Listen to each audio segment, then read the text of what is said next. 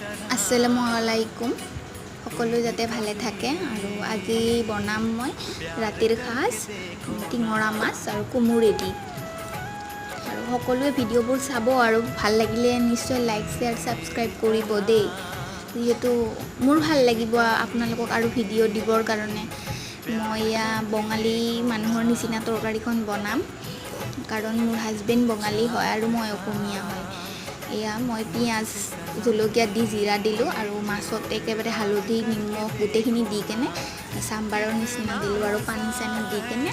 মাছখিনি একেবাৰে কষাই কেনে তাতে পানী দিলোঁ পানী দি ঢাকন মাৰি ইয়াতেই মই আকৌ মাছখিনি উঠাই লৈ চাওক হৈ গৈছে মাছখিনি উঠাই লোৱাৰ পিছত